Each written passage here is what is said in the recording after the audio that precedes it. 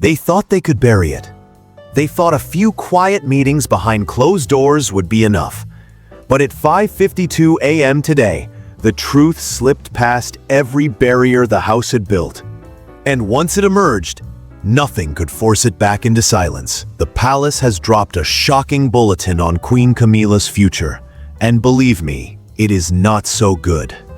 The royal press office released a statement so stark, so abrupt, that it cut through the early morning fog like a blade. One sentence, no embellishment, no explanation. Yet its impact was instant, detonating across British media before sunrise even touched the Thames. This wasn't routine protocol. This wasn't a ceremonial adjustment.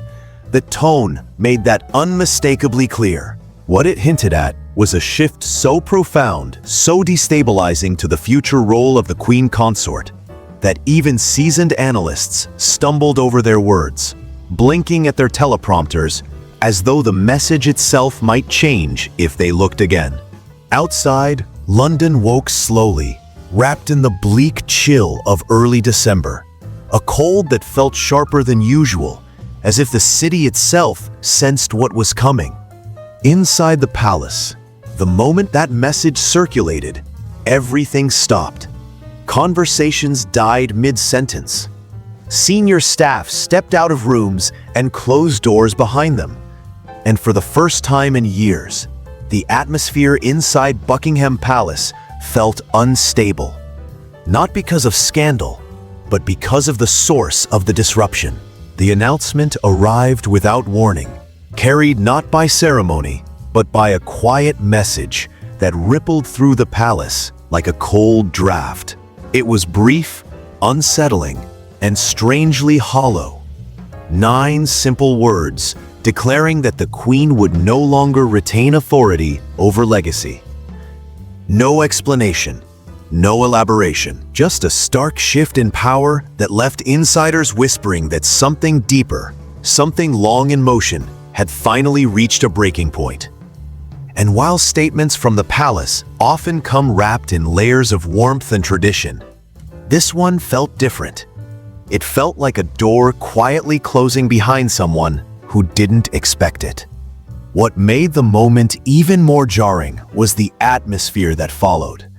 Those who arrived early at the royal residences described a stillness that didn't match the usual morning rhythm.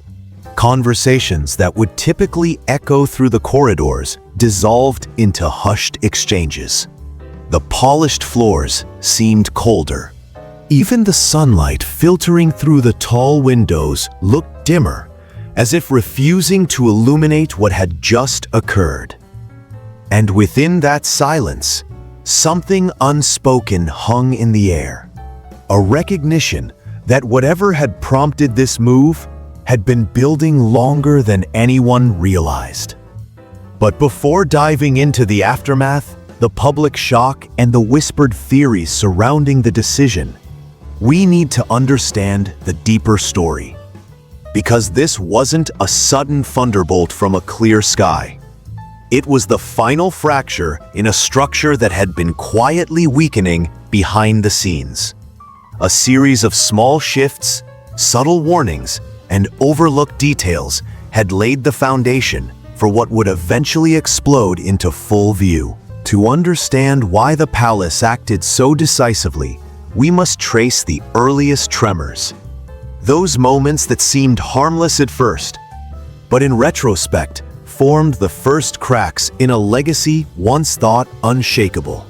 And that story begins not with confrontation or accusation, but with the faintest red flags appearing in the least dramatic corners of royal life. Before the official statement, before the whispers reached the public, the earliest signs of trouble were almost invisible, so small that only those trained in the rhythm of palace life noticed them. These were not dramatic incidents or shocking breaches of protocol. They were more like changes in tone, slight deviations in routine, the kind of anomalies that are easy to dismiss until they begin stacking one atop another. It started with lingering glances among staff who rarely made mistakes, meeting notes that arrived a shade too late, requests that bypassed traditional approval lines without explanation. Individually, they seemed like ordinary administrative blips, but collectively, they formed a quiet dissonance, one that seasoned aides recognized, even if they couldn't yet name it. And this is where the tension first took root, long before any public announcement sent shockwaves through the nation. What truly deepened the concern was how these little shifts began touching areas normally safeguarded from casual interference. Heritage documents, ceremonial drafts, items tied to symbolic tradition. These were kept with meticulous oversight. Yet gradually, subtle inconsistencies crept in. A missing notation here, an unexpected signature there, and whispers among archivists that something about the workflow felt off. Still, no one raised alarms. The anomalies were too mild to accuse, yet too frequent to ignore. As these murmurs moved through the back corridors of the palace, they carried a sense of unease rather than scandal. People didn't yet suspect manipulation. They felt disruption. And that disruption was growing steadily, like a quiet tide, rising against the edges of long-standing order. But these early ripples were only the prelude, because at the same time, these small inconsistencies appeared, a far larger shift was developing behind the scenes. One tied not to documents or jewels, but to the changing balance of influence at the top of the monarchy itself. And that shift took shape in the shadow of King Charles's health struggles. As the quiet irregularities accumulated in the administrative corners of the palace, another, far more visible shift was taking place within the highest ranks of royal operations. Charles's health, already a matter coded in discretion and carefully crafted statements, had left gaps that needed to be filled. His schedule grew thinner, his engagements became selective, and his role in decision-making took on a quieter, more measured pace. Naturally, the people closest to him stepped forward to keep the machinery of the monarchy moving. Among them was Camilla. At first, her expanded presence made perfect sense. She had the experience, the familiarity, and the composure needed to steady the institution, while Charles focused on recovery. She attended briefings in his place, reviewed documents that required timely signatures, and participated in discussions usually led solely by the king. Her increased involvement felt not just permissible, but necessary. But as weeks turned into months, practical substitution blended with influence. Reports, always framed as speculation, never confirmed, suggested that her presence began reaching into areas traditionally buffered from consort involvement. A few advisors reportedly noted that decisions once routed through multiple departments were now flowing through fewer hands. Some staff noticed her weighing in on matters tied to legacy, symbolism, and ceremonial presentation, domains usually handled by specialized teams under strict structure. Yet these moments weren't seen as misconduct. Not then. They were interpreted as enthusiasm, as responsibility, as someone stepping up when the institution needed stability. The palace is built on adaptation, after all, and shifting roles are part of its survival. Still, beneath the surface, murmurs persisted. The pace of change felt accelerated. Approvals came quicker, routing paths shifted, and long-standing traditions seemed to be quietly bending. But none of this on its own sparked alarm. It wasn't until these evolving responsibilities collided with the mounting administrative inconsistencies that the picture began to sharpen, revealing something that felt less like adaptation and more like a pattern that would soon become impossible to ignore. And that clarity arrived with the first undeniable cracks in the management of heritage itself. The moment the irregularities reached the realm of heritage, the most carefully guarded domain of the monarchy, the tone shifted from mild unease to quiet urgency. Heritage isn't simply paperwork and protocol. It is the emotional archive of a 1,000-year institution, where every jewel, document, and ceremonial outline carries its own weight of history. And so, when discrepancies appeared here, they reverberated much louder than in any administrative office. It began with a jeweler tasked with cataloging winter preparations. Their work was routine, methodical, and seldom political. Yet even they noticed something unusual: repeated requests for access to pieces traditionally treated with heightened sensitivity. These weren't random items. They were jewels closely associated with personal chapters of the monarchy's past, including pieces symbolically tied to figures like Diana and Elizabeth. And the requests were coming through channels that didn't usually handle legacy-related decisions. Around the same time, an archivist safeguarding Elizabeth's private documents was confronted with a set of time-stamped entries that left him unsettled. The files accessed weren't open for casual reference. They contained personal notes, historical provenance, and emotional weight. While nothing in the logs indicated wrongdoing, the precision of the access raised eyebrows. It felt purposeful, targeted, even if the intent remained unclear. None of these incidents were loud enough to reach the public. They weren't scandalous enough to trigger immediate confrontation.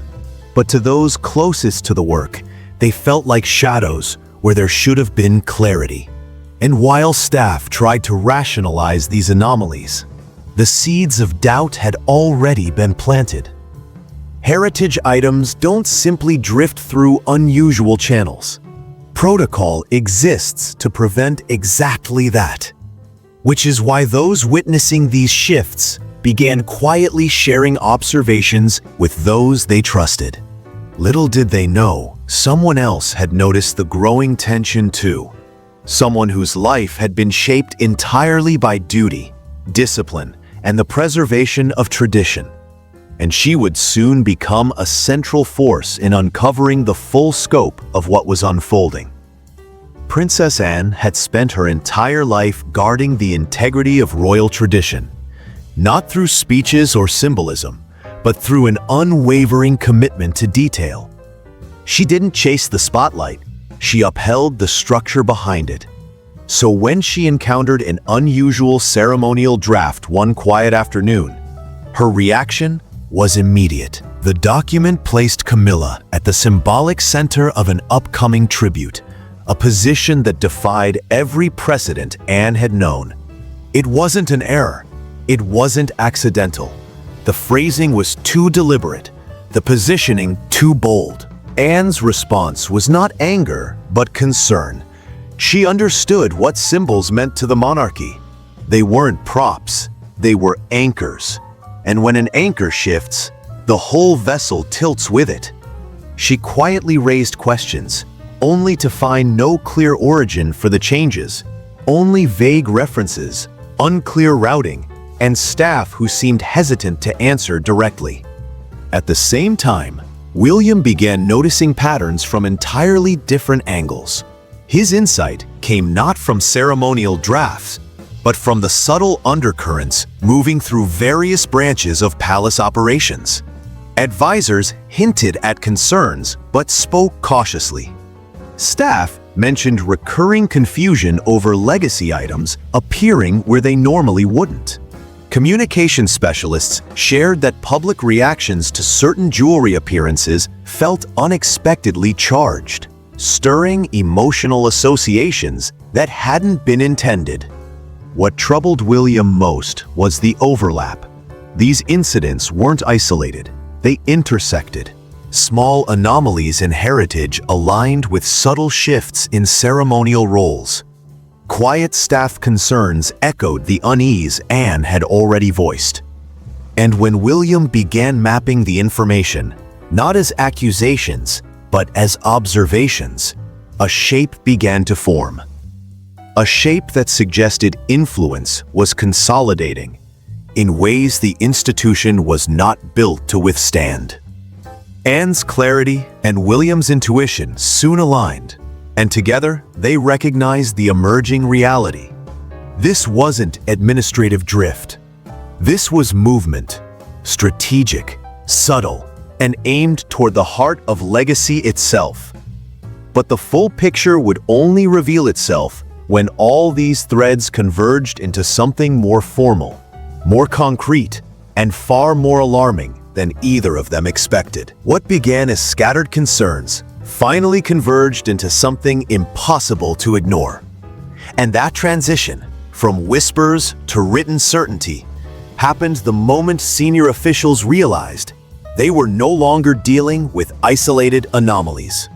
The irregularities that had seemed random now formed a pattern too consistent, too pointed to overlook. That's when a small, discreet circle began quietly gathering every report, every discrepancy, and every unexplained request into a single document that would later be known, quietly and without ceremony, as the confidential brief. This was not a dramatic exposé.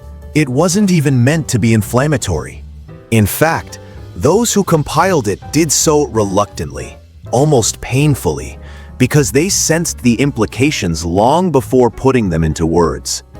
But as one jeweler's account aligned perfectly with an archivist's concerns, and those concerns matched the ceremonial department's confusion, the shape of the problem became undeniable. They weren't dealing with coincidence. They were dealing with movement. Intentional or not, that touched the emotional and symbolic core of the monarchy. The brief laid everything out in calm, clinical detail. It documented the repeated dual access requests that bypassed standard channels. It listed ceremonial drafts where symbolic placement had shifted subtly but consistently. It noted late-night archival entries connected to Elizabeth's personal directives, entries that didn't match known protocols. It even referenced the increasingly frequent private gatherings at Ray Mill House involving individuals who, while not suspicious on their own, appeared repeatedly across the timeline of irregularities. As each department compared notes, it became clear that the issue wasn't just procedural. It was directional. Something or someone was shaping the narrative of royal legacy in ways that felt deliberate. And though no one in the brief stated wrongdoing outright, the implication was unmistakable. The institution itself was beginning to feel reshaped. And that realization marked the moment when internal concern transformed into institutional alarm, setting the stage for a confrontation no one wanted, but everyone understood was inevitable. Once the confidential brief reached those with the highest authority, the atmosphere inside Windsor shifted with a quiet, heavy finality. There were no public hints, no leaked tensions, nothing that would betray what was coming. But behind closed doors, a decision was made. The matter could no longer remain a puzzle assembled by staff. It had to be addressed directly, at the source, and with only the most trusted figures present. That's how a private meeting came to be held in one of Windsor's least used chambers, a room chosen not for grandeur, but for discretion. The atmosphere inside felt colder than the winter wind outside, and the weight of the moment settled over everyone before a single word was spoken. Charles sat with the grave stillness of a man torn between two worlds. Duty on one side, personal loyalty on the other. Anne carried the steady, unwavering composure she had always been known for. William arrived with the brief in hand, not as a son or future king, but as the person responsible for safeguarding continuity. And Camilla entered, not knowing the full scope of what she was about to face. William spoke first, calmly but firmly. He presented the document page by page, not accusing, not agitated, but simply outlining what the departments had independently observed. Anne followed with her concerns, not emotional, not dramatic, but rooted in her lifelong understanding of tradition.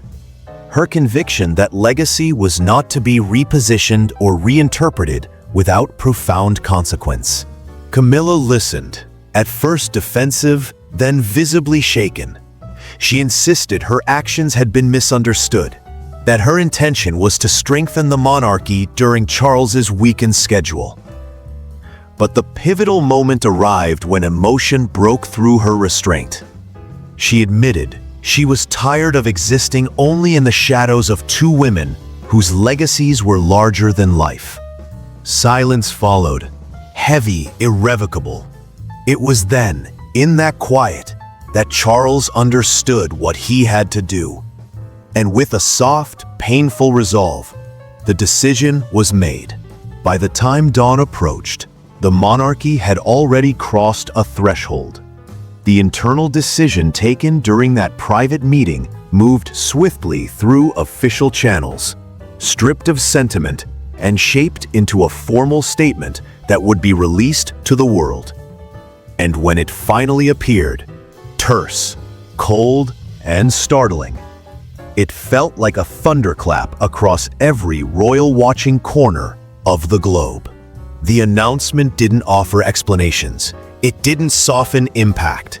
It simply declared that Queen Camilla would no longer hold any authority over heritage, legacy assets, or symbolic decisions. Inside the palace, staff read the message with the composed stillness they had been trained to maintain. But even they struggled to hide the shock. Whispered conversations broke out behind closed office doors. Senior aides exchanged glances heavy with understanding. The monarchy had just taken one of the most decisive internal actions in recent memory. William spent the hours that followed steering the institution through the immediate turbulence. Messaging had to be precise. Narrative had to be controlled. The public needed to understand the shift as structural, not personal. And through it all, he moved with a quiet determination, not triumphant, not punitive, but aware of the gravity of what had unfolded. The world responded instantly. Older generations felt a mix of relief and melancholy, believing the move protected the legacies they had cherished for decades. Younger audiences reacted with confusion, speculation, and 1,000 competing theories. Global media dissected intention, motive, and timing. Inside Windsor, Charles remained out of view. Those close to him described the day as one of deep emotional strain, the kind that sits heavy on the shoulders of a man forced to choose duty over heart. Camilla, meanwhile, left Clarence House quietly. Her departure watched only by those within the gates. The unity of the crown had held, but at a visible cost. As the days after the announcement unfolded, what remained was not the political shock, not the procedural shift, but the deeply human aftermath. Charles withdrew from public eyes, spending long stretches in quiet rooms where memory and responsibility seemed to collide. Those who saw him said he carried a kind of sorrow that didn't show in statements or formal addresses, a quiet ache that comes from realizing a line needed to be drawn against someone he depended on, trusted, and cared for. Anne, on the other hand, approached her new role with the steadiness that had defined her life. She stepped into the guardianship of legacy not as a victory, but as a duty she had long understood would one day fall on her shoulders. Her presence became the stabilizing force the monarchy needed, a reminder that tradition isn't rigidity, it's continuity, shaped by those who honor it rather than reshape it. And Camilla, away from public ceremony, away from influence, away from the daily machinery of royal life, faced an isolation that had nothing to do with punishment. It was reflection. At Ray Millhouse, surrounded by the comforts of a life separate from the crown, she was forced to confront a truth that resonates far beyond royalty. When ambition and insecurity intertwine, even well-intended actions can cast unintended shadows. As winter deepened, the monarchy settled into a quieter rhythm. Staff adjusted. The public shifted to new conversations. But those closest to the heart of the story carried the weight of what had happened. Not as scandal, but as a lesson in boundaries, legacy, and the fragile balance between personal identity and public duty. In the end, this wasn't a tale about jewels or ceremonies. It was about people, flawed, human, hopeful, learning that the preservation of history sometimes demands sacrifices no one wants to make.